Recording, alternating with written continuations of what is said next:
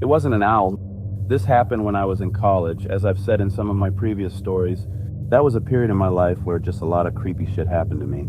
I don't really know what I was doing to attract so many weirdos at that time of my life, but I probably should have been evaluating my life choices a little more closely. But anyway, on to the story. During college, I worked as a tutor at school, but on the weekends I would sometimes babysit for family friends. One of the kids was actually old enough too that he didn't need a babysitter, we'll call him Chris, but he wasn't old enough to watch the younger kid, we'll call him Kevin. Thus my presence on the night that would prove to be honestly terrifying as fuck, I don't know. Maybe you won't think it's as bad as I felt like it was, we'll see. Okay, so anyway, I was babysitting for this family one Saturday night. The parents didn't usually stay out too late. Getting home at like 10 p.m. or earlier even most nights when I babysat for their monthly date night. But this particular night was a special situation. I can't remember the circumstances of it now, but I mean I was 19. I could stay out past 10 p.m. They figured they'd be home by 1 a.m., and they said I was welcome to spend the night, but I'd already decided that would not be happening. That house honestly had a super weird vibe. It was kind of isolated, and they had all these old buildings on the property, a silo, some sheds, a gigantic barn, etc. Maybe I've watched too many horror movies, but all I could think was that there were so many places for people to hide in those buildings. Plus, the house was really old too, and those always freaked me out because, ghosts. So I would not be spending the night, that was for sure. So I was babysitting the kids, and Kevin wanted me to go help him find something in the basement. He had all these costumes he used to like to dress up in. Once he scared the absolute shit out of me when he came up behind me in the dark wearing an ultra-realistic soldier costume carrying a replica musket that I would have sworn was real but turned out wasn't. I nearly lost my shit that night. The basement was the second creepiest part of the house. The creepiest was the attic, obviously, because attics are terrifying. So if he would have asked me to go up there, it would have been a hard no. It wasn't fully finished and was really big with like lots of corners and turns and hallways and shit with a bunch of different rooms. It was actually my first time going beyond the stairway, and I kept thinking that if I had been aware of just how scary this basement was, there was no way in hell I'd be babysitting in this house. But I of course didn't want to look like a wimp in front of a child, so I went with Kevin to his costume area, which was kind of deep into the basement because of course it was. As we were looking for the costume, while Kevin was looking, I was questioning my life choices that had led me to that moment. We heard noises that can only be described as footstep-like upstairs. At first, I just said it must be Chris. But then Chris was just suddenly in the doorway scaring the fucking hell out of me. Seriously, no idea where the fuck he came from. And he was like, "That's not me." I remember this moment vividly. The three of us standing near this closet filled with various costumes of varying creepiness, in this tiny room in a super sketch basement listening to what we thought were footsteps upstairs. Well, this is how we die, I thought, weirdly kind of immediately at peace with it. But that only lasted a second before I thought, fuck that shit. And I looked around for a weapon. This is where watching too many horror movies actually came in handy. Of course, there was nothing because I was in a child's playroom, and the rest of the basement had little within it apart from like a washer and dryer, which would make a poor weapon unless I could somehow push it onto someone, which seemed unlikely to happen in this particular situation. In the end, I settled on this random crowbar. For real, it was just lying on the floor, and neither kid knew why. I cannot express how creepy this basement was, and I prepared to meet our fate while considering just how much of a risk I was willing to take to keep these kids safe. It was at this moment that I realized something. The dog wasn't barking. The family had this golden retriever named Lily, who would bark at fucking everything, and she wasn't barking. So I rationalized the sounds as just the noises an old house would make. Plus, I realized when we heard the noises, we weren't actually under the house itself based on the layout of the basement. We were under the porch. So even if there was someone, it wasn't anyone in the actual house. It could have been anyone, a delivery driver being the most likely explanation. I felt a lot better. But you bet your ass I kept that crowbar. Again, I say horror movies. They seriously prepared me for this type of situation. So the kids and I went upstairs where we found Lily knocked the fuck out. Not like where someone knocked her out, she was just zonked.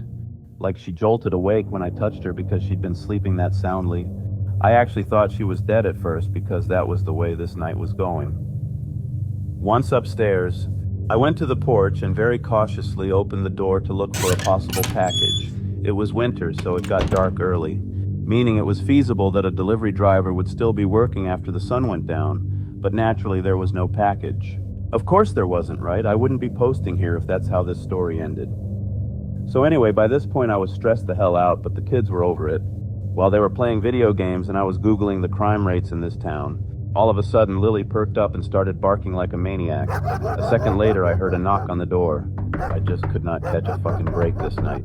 With my crowbar in hand, I walked to the door, and I could see through the frosted window in the door that someone was standing there.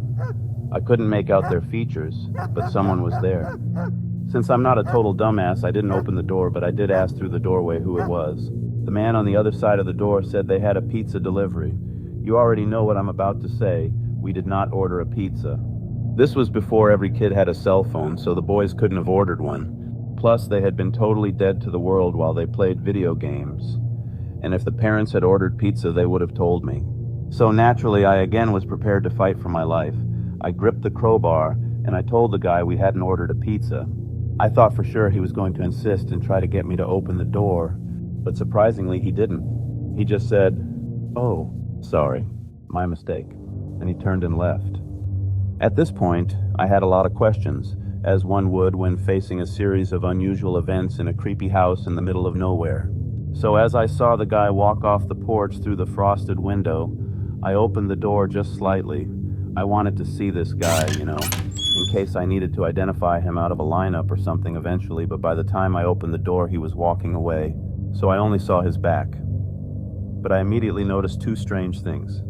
I didn't see a pizza in his hands, and I didn't see his car. The latter I could rationalize because he might have parked on the street, which would have been strange since they had a large horseshoe-shaped driveway, but, maybe. But there was no pizza. I guess technically it might have just been blocked from view, but I doubted it very much. I almost called him out on this too in a burst of ill-timed bravery. But then I realized that if I did, he would know the jig was up and would have nothing to lose, so I just closed and locked the door.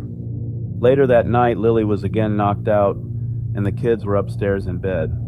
I didn't think I'd fall asleep. I honest to God was sitting there with the crowbar in my hands on high alert, like I was about to be in a fight for my life. In hindsight, maybe it was a bit of an overreaction, but I wasn't going to be one of those idiots who dies because they underestimated a threat level. I might as well have suggested the kids and I split up, which of course I realized in that moment that was essentially what had happened. They wouldn't have been much help to me anyway. Well, actually Chris might have, because he was 14, as tall as I was, and could break a board with his fist. Maybe I should have kept him around. Anyway, eventually I did fall asleep for like a half hour, and I was awoken to the sound of an owl. I'm a really light sleeper. So either the owl hooting woke me up, or else it was just a coincidence, but I heard the owl when I woke up. Only, it didn't sound quite right. It sounded almost like an owl, but something was off about it, as I look back on this now. What I did next was extraordinarily foolish given the events that had transpired that night, but I think my tired brain wasn't working fast enough.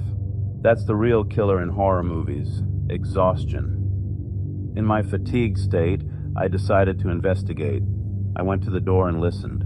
The owl was still hooting, but it still sounded weird. I couldn't figure out why it sounded so off. And this is when I did another stupid thing. I opened the door. With the door open, I could hear the owl a little better, and I looked into the darkness, shining the light on my phone around, and given that this was early 2007, the light left a lot to be desired. Suddenly I heard the owl again, and honest to God, I gasped, because this was when it all came together. The hooting didn't sound like an actual owl. It sounded a human imitating an owl. For real, even recalling it now for this story is giving me literal chills. Maybe it doesn't sound like a lot, but it was one of the truly terrifying experiences in my life, the moment where I realized this. My heart was about to fucking pound right out of my chest, and I still had the beam of light from my phone pointed into the darkness, and that was when I saw it reflected off of a set of eyes that were at the level a human's would be. And remember, this was 2007, so that light was total shit, which means the owner of said eyes was uncomfortably close, though it was so dark outside I couldn't make out anyone. I wasn't tired anymore, so I came to my senses, locked that fucking door, barricaded it with a chair, and retreated into the living room after checking all of the downstairs windows again. I also grabbed a big-ass knife from the kitchen. like a Michael Myers style knife, because at this point, I legitimately thought I might need it. I really contemplated calling the police, but what was I going to tell them? That something outside was making owl noises and had eyes? They'd be like, "That's a fucking owl, you idiot," and then probably hang up on me. So I just sat on the couch again, this time clutching the knife and crowbar both. And I tried not to think about all the horror stories I had read or seen, especially the ones involving well-meaning babysitters meeting gruesome ends, but I was not successful, and I did not fall asleep again. Around midnight, the couple came home. I had texted them to kind of warn them without sounding like I had completely lost any shred of cool I had left, which would have been an accurate way to read my texts.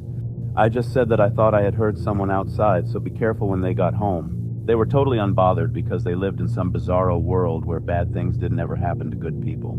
They walked in nonchalantly while I put the knife away before they saw me, clinging to it like a shipwreck victim clings to any piece of floating debris they can find.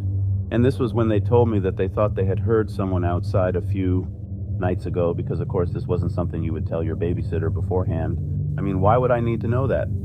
So I took my very well-earned money, ran to my car, and got the fuck out of there. Once I got home, I realized I still had the crowbar, and I won't lie to you, I never brought it back. I mean, because of their critical omission of information, I lived what was very nearly an actual nightmare, so I fucking earned that crowbar too. This was the end of my babysitting career. Only one other time did I babysit for them, and that was during a legit medical emergency. One of the parents was having, everything turned out fine in the end, luckily. I mean, I couldn't well turn them down when they called me in desperation. And nothing weird happened that night, thank God, because I don't think I would have the mental capacity to deal with this shit again. But you know, even all these years later, I know one thing with absolute certainty: that was not an owl.